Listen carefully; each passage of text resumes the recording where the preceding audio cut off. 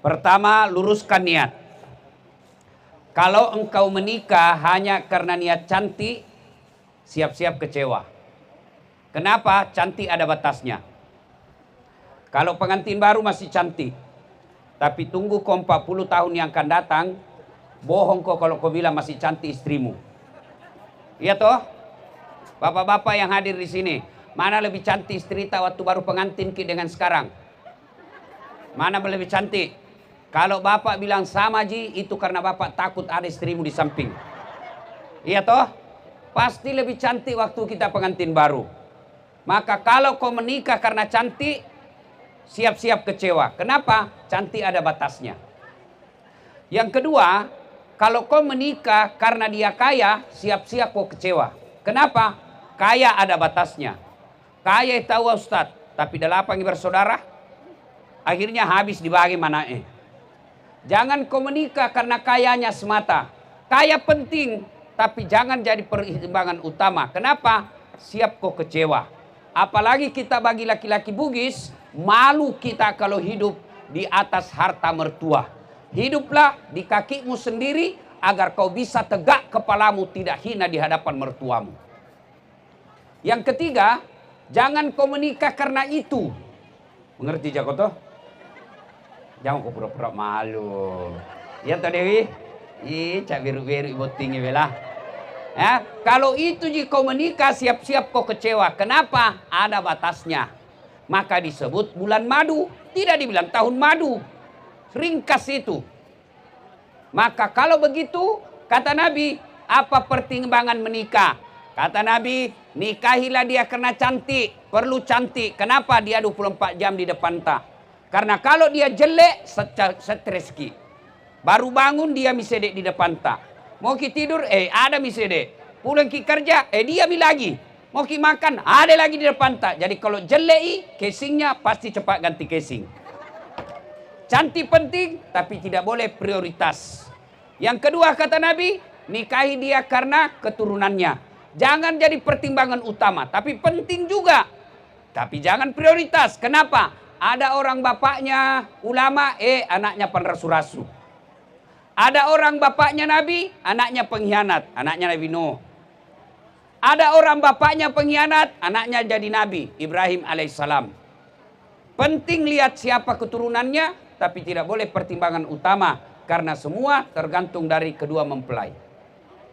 Yang ketiga kata Nabi, nikahi dia karena kekayaannya. Tapi jangan pertimbangan utama. Lalu yang keempat kata Nabi, nikahi dia karena agamanya. Maka singi mengaji, maka sisipakna, maka singampena, maka nikahi dia karena agamanya semata. Itu kata Nabi. Karena kalau mau nikah empat-empatnya sempurna, dia cantik, dia keturunan baik-baik, dia orang kaya, dia bagus agamanya, 1000 perempuan belum tentu ada satu. Iya toh? Ada lagi orang cantik, miskin lagi. Ada orang kaya tapi mukanya hancur. Ada lagi bagus akhlaknya tapi miskin lagi. Untuk mendapat sempurna sangat jarang. Kalau ada orang perempuan kita lihat di sini Bu, dia cantik, keturunan baik-baik, orang kaya, bagus agamanya. Kalau ada ibu dapat di Bone, tunjukkan saya. Saya juga masih mau. Ya toh Hakim. Jadi pertama dindaku, kedua Hakim dan Dewi, luruskan niatmu. Ya kau salah niat kau, masesa kau berumah tangga. Kalau kau niat lillahi ta'ala, capekmu jadi amal, kerjamu jadi amal, marahnya istrimu jadi amal, hinaan suamimu jadi amal. Kenapa? Berumah tangga dalam Islam adalah ibadah, maka sholat 5 kali jika lakukan sehari semalam. Puasa Ramadan sekali setahun. Haji 1 kali 1 tahun. Tapi rumah tangga selama kau sudah menikah sampai meninggal, itu pahalanya kau dapat terus. Dengan catatan lillahi ta'ala. Itulah sebabnya ijab kabul tadi. Kamu katakan saya terima nikahnya Dewi binti ini dengan mahar ini lillahi ta'ala. Semata-mata karena Allah. Maka pertama pakai singi niat muna. Ajak mucakkan niat. Jangan kau lihat hartanya orang. Jangan kau lihat karena dia banyak uangnya bapaknya. Jangan kau lihat karena dia bangsawan. Jangan kau lihat karena dia cantik. Jangan kau lihat karena ada pekerjaannya. Karena itu semua hina dan akan habis pada saatnya. Tapi kalau baik agamanya, dia akan kau terima. Bahagia kau di dunia, sejahtera kau di akhirat kelak. Yang kedua, percayalah setelah menikah, Hakim dan Dewi pasti ada masalah. Tidak ada rumah tangga yang tidak ada masalahnya. Ini di depanku semua ini. Muka-muka penuh masalah semua ini.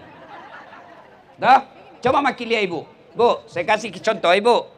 Bu, Pak, kalau cantik suami kita kira bukan masalah. Masalah. Kenapa? Nagoda orang. Apalagi kalau suaminya jelek, lebih masalah itu. Berarti bagus kalau jelek istri, Ustaz. Jelek istri, nah hina orang. Kita saya malu jalan sedia sama dia pergi pengantin. Yolo nondi, mondri pak iya. Letu pokok deta si runtu. Sampai di gedung, nak bilang istri mana mah kodeng. Nak bilang tidak jadi kak pergi mencer ya. Istri cantik masalah. Istri jelek masalah. Iya toh? Tidak ada rumah tangga yang tidak masalah. Coba lihat, waktu dulu pacaran apa masalahnya? Mau diterima lamarannya. Sudah diterima lamarannya, selesai masalahnya, muncul masalah besar, panai. Uang panainya cocok atau tidak? Sudah itu, apa selesai masalahnya? Tidak. Sudah pengantin, apalagi masalahnya? Mau punya rumah. Sudah punya rumah, habis masalahnya? Tidak. Mau saya punya anak. Sudah punya anak, selesai masalahnya? Tidak. Mertuanya selalu ikut campur. Tidak ada orang tidak ada masalah. Semua rumah tangga pasti ada masalahnya. Jangankan Hakim sama Dewi. Kurang apa mulianya Nabi Muhammad SAW. Kurang apa abdalnya doanya Rasulullah. Pasti juga ada masalahnya. Rasulullah Aisyah pernah dituduh selingkuh. Rasulullah dalam dakwah pernah diusir dari kampung halamannya. Rasulullah dalam ekonomi pernah kelaparan sampai cucu beliau Hasan Hussein pucat karena beberapa hari tidak makan. Itu Nabi, apalagi seorang pegawai negeri. Apalagi sebagai pegawai honor. Apalagi kita yang hanya pekerjaan biasa-biasa. Pasti ada masalahnya. Berarti tidak ada rumah tangga yang tidak ada masalahnya. Ini yang ceramah sekarang. Ibu-ibu. Ibu pikir tidak ada masalah ini penceramah? Banyak sekali masalahku saya ibu. Apa masalahku sekarang paling besar? Selama saya viral-viral banyak janda-janda curhat. Ustaz, ada meninggal ini suamiku, kasihan. Ada doa-doa penenang jiwa. Ku kasih mi doa-doa ibu. Lama-lama saya kasih doa, Nabi bilang, Ustaz, alhamdulillah tenang-tenang ini jiwaku Ustaz. Ada masalahku lagi baru. Saya bilang, apa masalah ibu? Nabi bilang, Ustaz, mau kita menjadi imam dalam hidupku. Saya bilang, mohon maaf ibu, saya penceramah bukan imam. Coba toh, maka laki hakim. Tidak ada orang tidak ada masalahnya. Lihat mi sebentar deh. Selesai komunikasi ini baru mi muncul masalahnya. Apa? Muncul semua mi aslina. Waktu dulu pacaran Hakim sofan namamu. Jalan Dewi na pegang itu tangan nah. Nah hati-hati kini. Ada batu depan tak sayang. Hati-hati kok. Sekali na dua mi anak nah. Tak tumpuk kaki nana bilang di mana simpah matanu dongo. Iya toh? Begitu semua. Iya toh? Waktu na pacaran setiap malam minggu datang bawa bunga. Mana mama bunga plastik. Iya toh? Sekali dah sudah menikah, dede hilang semua itu. Waktu na mau tidur selalu salam sayang selalu. Sekali dah satu kamar mi, mai tenamo. Jadi kalau kamu tidak siap menghadapi masalah itu, yang kelihatan semua aslinya pasti stres kok. Nah, kalau begitu Allah sampaikan kepadamu Hakim dan Dewi, kalau ada masalahmu kata Allah, ista'inu bis sabri wassalah. Sabar kok, perbaiki solatmu, saya yang selesaikan masalahmu.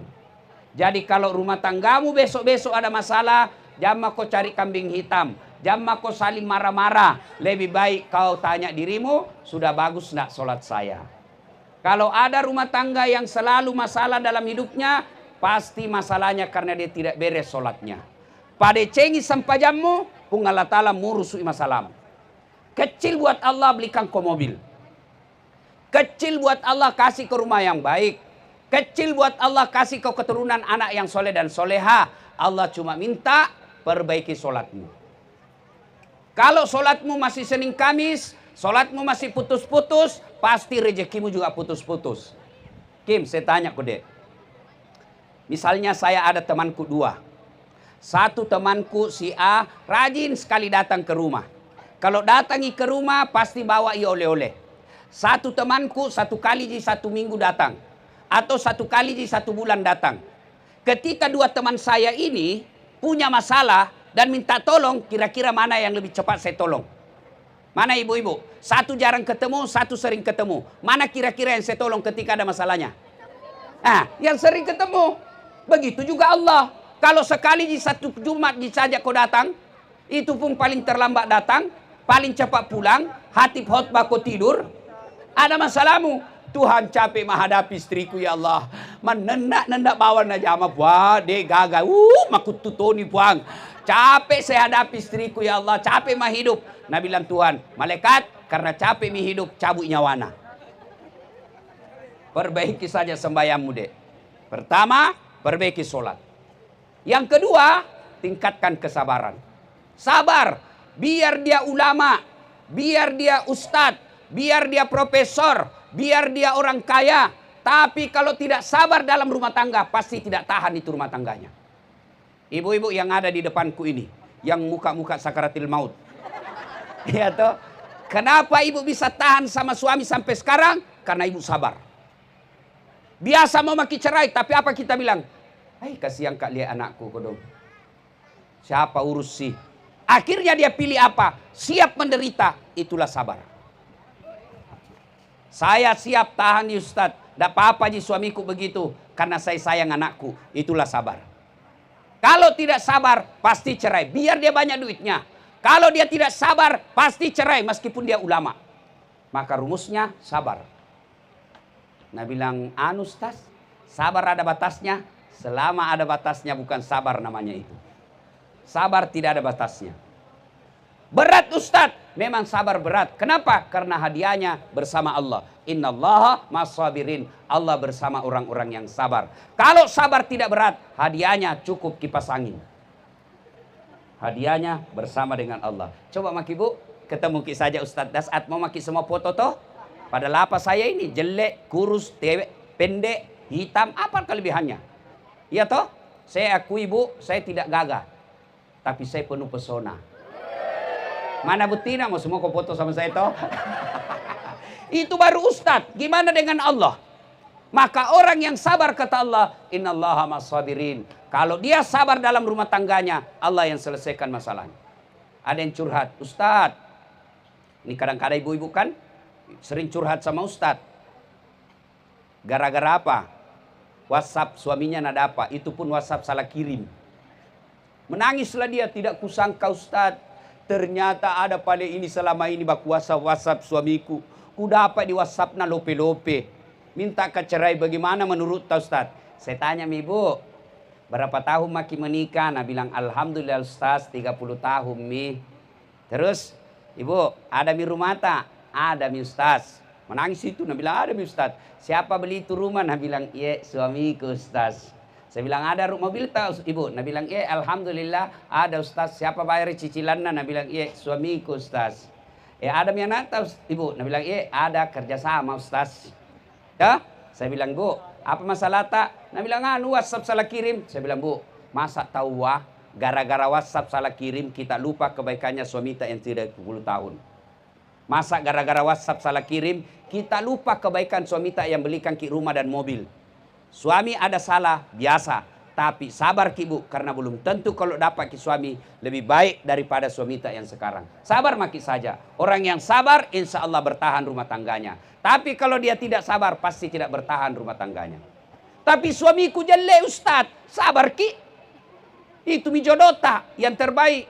Kenapa Allah kasih ki yang jelek? Karena Allah tahu. Kenapa? Karena kalau suami tak gagah pasti malu jalan sama kita. Kenapa? Karena ibu juga jelek. Toh, itulah yang disebut ilmu sabar. Sabar saja. Tiba-tiba besok ketahuan ternyata suami tak begini. Beda dengan yang kita kenal waktu masih pacaran. Sabar saja. Itulah yang terbaik. Ilmu sabar. Yang ketiga. Kalau mau kau dapat bahagia rumah tangga dek. Jangan mau kau belajar itu namanya apa itu. parenting, baca-baca buku, sudah mijami. Itu saja rumusnya birrul walidain. Berbuat baik kau sama orang tuamu. Mau kau lihat buktinya kebaikan orang tua. Saya tidak kenal Ki Hakim, baru Ki ketemu hari ini. Saya tidak kenal Dewi, baru saya ketemu hari ini.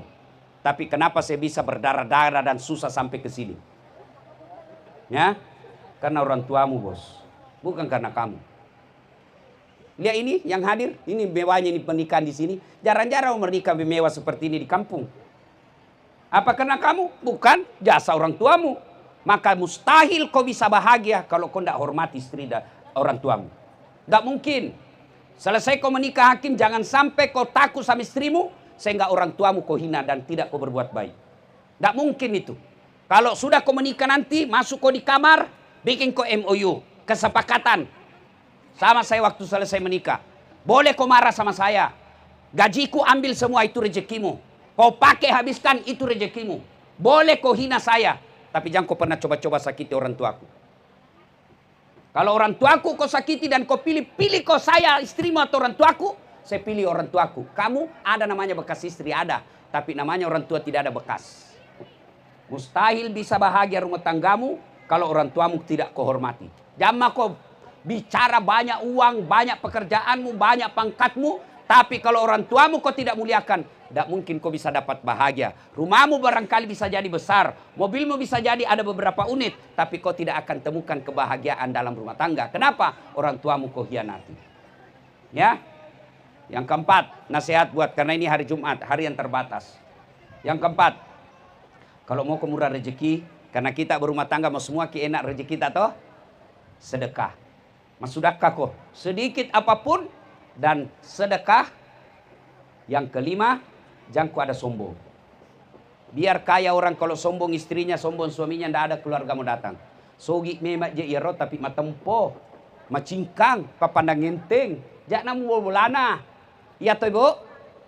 Tapi kalau kamu rendah hati dek, kau hormati sepupumu, kau sayangi keluargamu, itulah yang membuka rezeki. Ibu bapak saudara-saudara sekalian, banyak yang kita mau sampaikan, tapi ini saja nasihat buat kedua mempelai.